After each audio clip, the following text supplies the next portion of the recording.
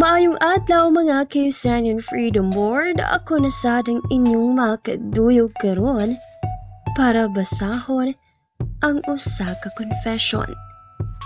Hi everyone, Lucky di ay ko. Call me Zeus, not my real name of course. Ako ang lalaki nga dili hilig og commitment, or should I say, wala ko'y plano makigrelasyon. Nitungtong ko college nga no girlfriend since birth. Di man sad ko matawag nga better. Di sad ko manhid kay na ako'y bayi nga gihikugma secretly. Pero wala ko mag-expect nga mabago niya ang akong pananaw sa kinabuhi. It was 7 years ago when I met Hailey. She's my friend, my neighbor, my blockmate. She's so intelligent, simple, God-fearing woman, buutan, pretty, og no boyfriend since birth. She has everything nga gipangita nako sa usa ka bayi. But one thing I hate about her is ang iyang health condition. She is sick. She has leukemia, which is ang bone marrow niya ang ginatira. I admit that I like her. I loved her. I am in love with her secretly. Pero gisud na ko sa akong nahuna nga di ko dapat ma-attach niya. Di ko ganahan nga at the end, masakitan ko kay I know nga biyaan na gihapon ko niya. I know mawala gihapon siya nako kay masakiton kaayo siya. Dili ko ganahan. Gakahadlo ko. Because maybe, dili ko ana kaisog para atubangon ang tanan. So I put my attention to other things para mangawala akong feelings for her. Nagpakabisi ko og di na ako siya tagdon. While siya, sigig invite na ako mukaon og permi ko niya i-remind nga mag-amping ko permi. Makigdungan siyang uli na ako pero daghan kay kog alibis. Sweet kaayo siya nako while ako cold kaayo ang treatment nga akong ginabalos niya. Di lagi ko ganahan nga ma-fall og maayo. Pero sa iyang ginabuhat kada adlaw, di malikayan nga galalum ang akong gibati for her. I know nga naibog sad siya nako. Her best friend told me that she liked me. Her friend asked me if naa ba daw chance nga maibog sad kong Hailey. God knows how much I loved her. God knows nga I want to be with her. Nga ganahan ko nga ako'y moatiman niya. Pero, giunhan lang gyud ko sa akong kahadlok. I made a decision nga mapalayo na lang kay Hailey. Kay nagpromise na ko sa akong kaugalingon nga never ko dapat ma-attach niya. Dili pwede. Maungwa na ako tagda ang amiga ni Hailey ug nilakaw na ko palayo. I know na disappoint na ako ang amiga ni Hailey ug na makaknasad ko sa akong kaugalingon. Grabe gyud ang tadhana kay mangita gyud og paagi. Nagkadugay, nagkalalom ang akong gibati for her. Samot ko ka in love niya. Every time mandugog na ko ang iyang katawa, the way mo smile siya, permi ko niya tagdon, o ang iyang pagkabugal-bugalon, kanatanan, kihigugman ako. Until one day, Hailey asked me a favor nga kung pwede mag-talk mi duha in private. Na ay vacant nga room so dito mi nagstoryahanay. Hilom pa kaayo ang first, og feel kaayo nako ang awkwardness between us. So I broke the silence. Unsa may gusto nimo isulti?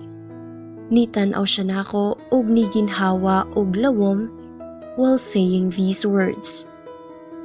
Nganong dili naman ko nimo tagdon? Mupalayo na lagi ka nako. Tanan gibuhat nako para mapansin lang ko nimo, pero wala lang gihapon. Invisible na lang gidi ay ko para nimo.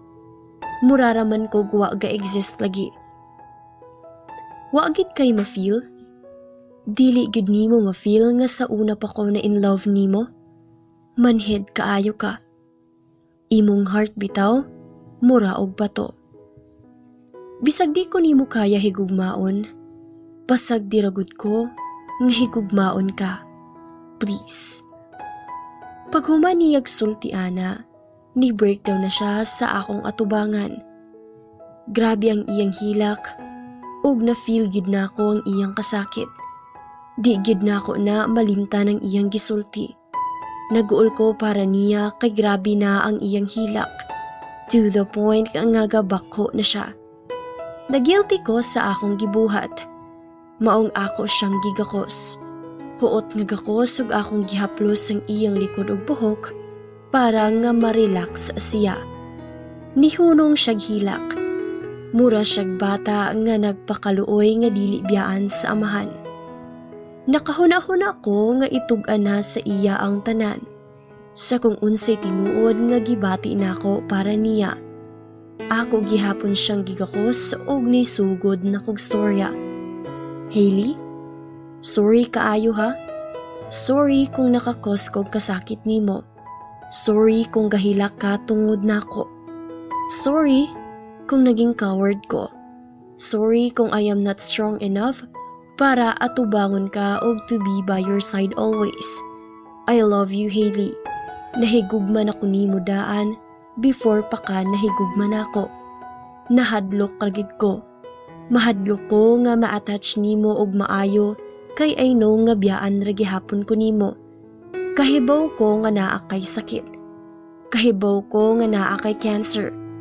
Hailey, gakahadlok ko nga moabot ang time nga mag-inusara na sad ko. Pero karon, kailangan nako maging strong. Maging strong para sa atong duwa. I am not a coward anymore. Kaya nato ni, og please, laban lang, ayaw pag-surrender. Ako siyang gikisan sa forehead og nang hilak ming duwa. Dili lalim mo higugma og tawo nga masakiton. Hadlok kaayo. Gilabay ang mga bulan, nanguyab ko niya og dayon iya kong gisugot. Everyday sa among panag-uyab, I made her feel special. Tanang paghigugma nako akong gihatag. Giatiman nako siya og sakto og in love kaayo mi sa matag usa everyday. Nag-decide ang iyang parents nga paundangon siya school para sa iyang medication. Bawal siya mahago o bawal siyang ma-stress. Naka-celebrate me sa among first anniversary, second anniversary, third anniversary, fourth anniversary, hangtod sa nakagraduate ko college. Si Hailey ang akong inspirasyon para makahuman. Wala sa ko nag-review dayon o wala sad ko nag-take og board exam para maatiman nako si Hailey. Dito ko permis sa ilang balay. Ako'y mupakaon niya og ako'y magpainom niyag tambal. Wala ko nagkulang kay Hailey. Tanang pagpangga og pag-atiman, gihatag nako. Giserbisyuhan nako siya og sakto. Wala nako gauli sa balay. Kasabot raman sad ang akong parents. Fighter kaayo si Hailey. Bisan stage 2 na ang iyang cancer. Kapila na siya gi-chemotherapy. Maluoy ko magtanaw niya, kamag ako may mubantay niya permi sa hospital. Daghan kaayong aparatos ang ginabutang sa iyang lawas, daghan kayong gina-inject na tambal niya. Luoy na kaayo siya. Lagas na sa iyang buhok o gamay nilang kuwang, makalbo na siya. Luoy kaayo ang akong Hailey. Kanang matulog na siya, ay ha na ko muhilak. Kanang hilak nga maabot na sa point nga lami na kaayo imaoy. Wa ko kahibaw sa reason nga nganong siya ang gihatagan ani nga sakit. Ang buutan og inosente nga dalaga nga akong pinalangga. Nakatulog ko while gakis sa iyang kamot.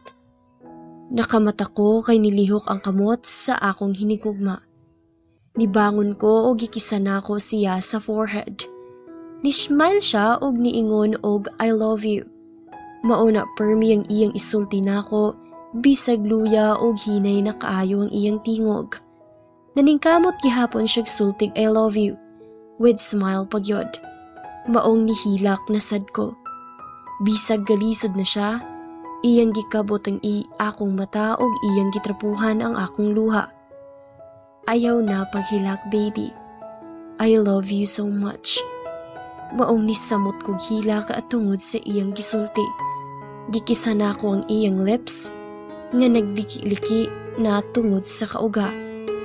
Gigunita na ako ang iyang kamot, gikisan na ako og nistorya ko. Bahalag magkinaunsa, dili ti kabiyaan dire sa hospital. Bisag upaw na ka baby, palangga ang gihapon ti ka. Bisag puti na kaayo ang imong lips, di japon ko mapulaan nga muhalok nimo. Bisag di na ka sexy, gwapa gihapon ka. Laban lang og ayaw kog biyayi, magpakasal pabayata. Nitulo ang iyang luha ni smile ug natulog siya balik. Mas nahimo kong strong kay wa gid siya ni surrender. Mas nadugangan ang akong strength para atimanon siya. Punasan ako ang iyang lawas ug ako'y muilis sa iyang diaper. Actually, ang nurse naman gid dapat magbuhat ani. Pero ako silang gihangyo nga ako lay mubuhat. Ganahan ko nga ako'y moatiman niya. Timing pagid ato, gidugo siya. Akong gitrapuhan og wipes ang iyang private part o gitauran na akong diaper. Naapod times nga malibang siya og ako gihapon ang mulimpyo sa iyang hugaw. Og tauran na sad nako siyag diaper. Muana na lang tawon ang akong palangga nga naulaw na ko nimo. Tubagon ra nako siya nga wala kay dapat ikaulaw. Ang parents ni Hailey mo assist man sad. Pero ako gyud ang kasagaran nga naa sa iya. 1 month na si Hailey sa hospital og 1 week na siya sa ICU. As usual, ako gyapon na ang niatiman niya. Sukad na ICU siya, lahi na ang gadagan sa akong hunahuna. Nahadlok na kog maayo. Nisamot siyag kaluya og mura siyag tanom nga way kinabuhi. Usahay na lang siya mumata. Ug kumong mamata manggaling siya, muragwa na siya kailanamo. Igo rami niya tan-awon og mupiyong nasad og balik. Everyday, ginaremind na ako siya nga dili mo surrender. Ginaing na ako siya permi og I love you. 7th niya sa hospital, dito na nag-trouble og maayo. Kada injectionan siya, musinggit siya kusog. Sakit na daw kaayo. Naghilak na ko mutan-aw niya kay monitor siya permi. Taod-taod e-check iyang dugo og injectionan na sad siya. Muhilak na sad siya kay grabe na daw kahapdos ang iyang lawas. Kunitan lang gani siya, muagay na dayon siya. Murag lahi na gid kaayo ang dagan sa iyang sitwasyon. Grabe na ang akong ampo ato sa Ginoo. Maong katong nag-relax na siya ug kami na lang duha sa room. Wa ko naghilak sa iyang atubangan kay di ko ganahan ang nga maguol siya nako. While nag-inad to me, ako lang siyang giistoryahan. Baby, unsa man. Kaya pa? Kaya habaya ha? Baby, pwede na ko maistorya sila mama o papa? Paanhiya sila diri baby. Mauna ang iyang tubag nako. Maong nigawas ko sa ICU ug gituwag nako ang parents ni Hailey. Ma, pa, salamat kaayo sa tanan ha. I love you so much. Dayon gigakos ni Hailey ang iyang ginikanan. Nagsugod naghilak ang iyang parents. Nisulod na sab ang iyang mga igsuon, sila mama ug papa, ug mga igsuon nako. Iyang mga suod nga amiga, ug duwa-duwa ra sila og sulod kay bawal man magpanon. ICU ra ba? Katong kami na lang duha nabilin, didto na ko ni hilak. Didto na ko ni breakdown sa iyang atubangan. Hailey, baby, please ayaw ko biyae. Gahilag na kog kusog kaayo kay kamao na ko sa mga signs nga gipakita ni Hailey. Mamatay kog apili if mawala ka baby. Dili ni na ako kaya maong ayaw ko pagbiyae. Mura na kong bata gahilak sa ICU. Ginasumbag na nako ang padero og nihilak na sab si Hailey.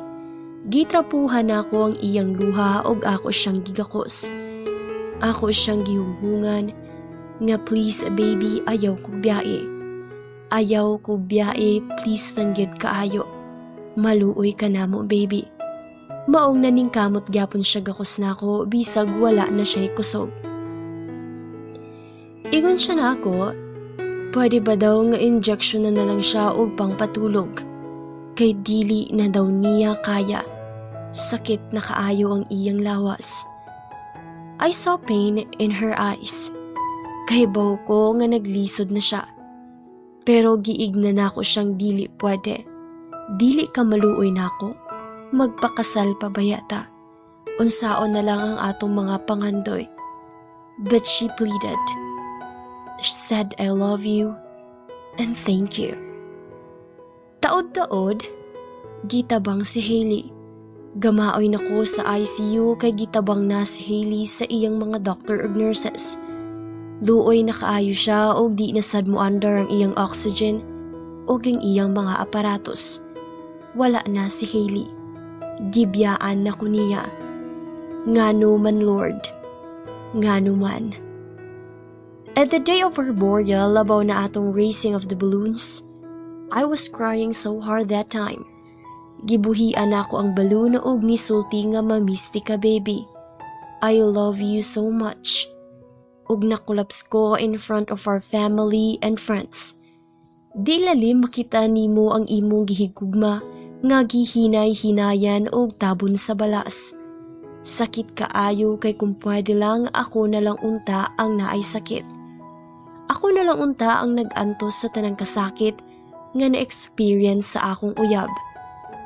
Pero, naay plano ang Ginoo. Naa siya'y plano sa tanan-tanan. It's been 2 years since Hailey left me.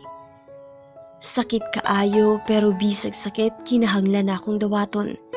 Gipadayon na ako ang among pangandoy duha. Nag-review ko og nag-take og board exam og nakapasa ko og CPA na koron. Gahila ko samtang ga-type ani.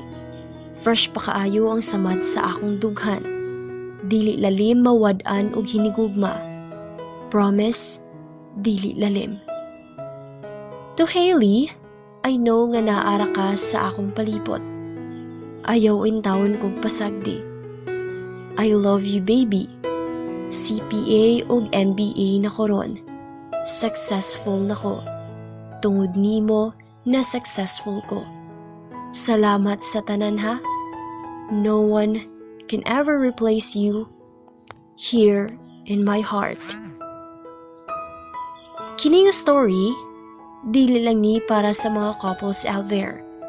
Para ni sa tibuok pamilya o sa mga friends nato. Kung ang imong uyab na ay sakit, ayaw siya pasagdi. Higugmaa og atiman na siya og sakto. Sulita ang mga oras nga kuyog nimo siya. Kung ang imong ginakanan o gigsuon ng naay sakit, panggaagid sila. Ipa-feel nila nga kinahanglan pa nila mulapan. Nga dapat walay mo surrender. O kung naa kay best friend nga masakiton, ayaw siya pagbiyai. Stay by her or his side always. Higugmaa og ampingi ang tao nga importante diha nimo before mauwahi ang tanan. Let's pray for all the people nga gaatubang sa mga dili basta-basta nga sakit. Lord, help us. Amen. God bless us all. Zeus, College of Accountancy. Og mao kana ang atong confession karong adlaw mga UCnian Freedom Board. Salamat sa pagpaminaw.